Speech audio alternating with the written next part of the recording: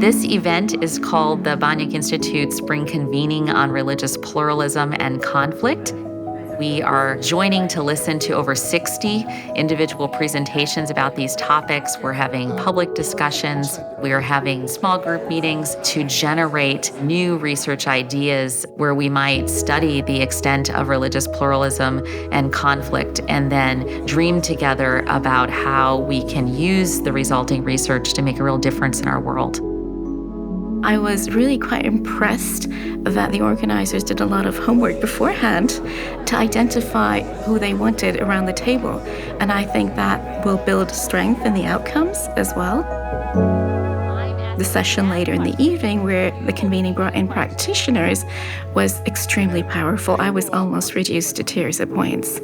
And I think the practitioners were amazing at sharing very deeply of their experiences and even of themselves. And that inspired us to keep doing the work that we're doing. Because you can sometimes lose connection to what's happening on the ground as academics. And I think that really helped to ground us.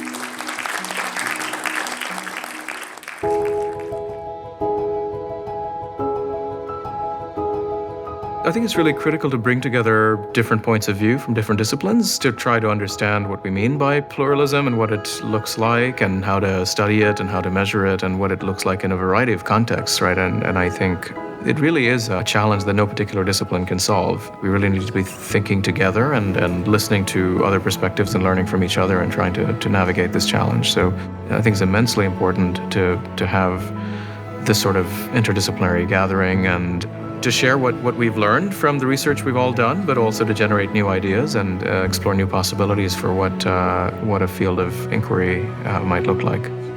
This conference, I enjoyed reading not only about Islamic understanding of pluralism, but we had Buddhists talking about it.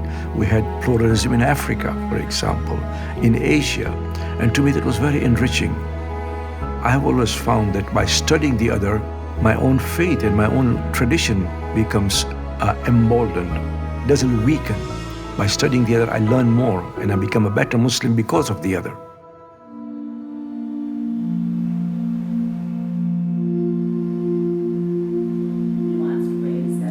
Well, I think one of the challenges of pluralism is moving from theory to practice. We need to think about pluralism as to how we can bridge the gap between legal constitutional theory on the one hand and on the other on practice and changing social mindsets. What we do find, interestingly, that the polar opposite of pluralism is what I call fundamentalism. And sometimes these fundamentalists, through their violence, through their intolerance, make louder noise than people who engage in dialogue and talk of pluralism. Because unfortunately, violence makes more noise and makes the news. Pluralism and peace, etc., does not. As scholars, we need to work with practitioners and people on the ground who are actually doing the work of pluralism, right? And where are people seeing success, right? Where do we see practical initiatives that are actually having some kind of impact? Maybe we should try to measure that impact and see what actually leads to pluralism. What kinds of metrics should we be using to assess whether we're advancing in this direction or not? Are there different models for religious pluralism? It might be possible that minority religious tradition would have a different concept and model adopting religious pluralism. Then cultural difference can have different models towards pluralism. It's not that we have been only fighting. People have been living in peace and harmony. And each country, culture, community have done that in their own way. The researcher should think really seriously about if there can be different ways of religious pluralism and models. And conferences such like this can be the best place to think about that.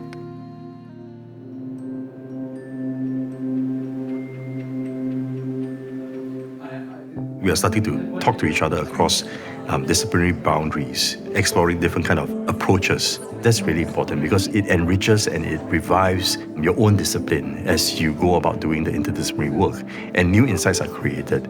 Because ultimately, practitioners don't operate in disciplinary boundaries.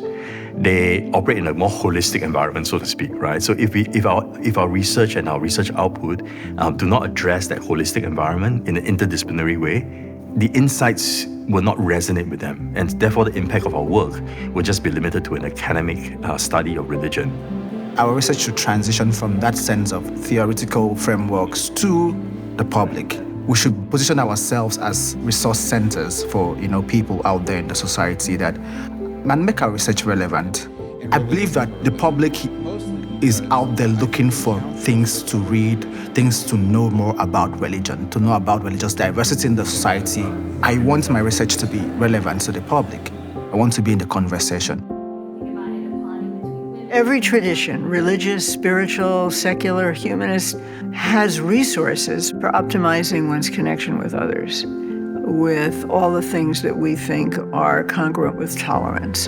And I do want to use tolerance in its more expansive sense of genuine appreciation, respect, enjoyment, learning, all of those things. For tolerance to be really robust, and alive in individuals, I think that some kind of training is required, like people are doing now for anti-racist training, for example, because it takes a certain kind of emotional maturity, something, a willingness to humility, things that we might not have had to cultivate too much if we're privileged, and one must. There's a greater need to discuss these issues at a mass level. We hardly hear the topic of pluralism being discussed on TV, for example, or on the social media. If you ask the average person, they may not even know what pluralism is, especially religious pluralism. So there is a need for us to be heavily engaged in it in order to create that global world and a very pluralistic world. We're in the process of raising grant money to try to really sponsor this work. So we'd like to be known as the real hub of convening to the aim of building research collaborations, to the aim of actually doing that research. And so we think that creating convenings, a very robust convening once a year on religious pluralism and conflict would perhaps be the way to do that.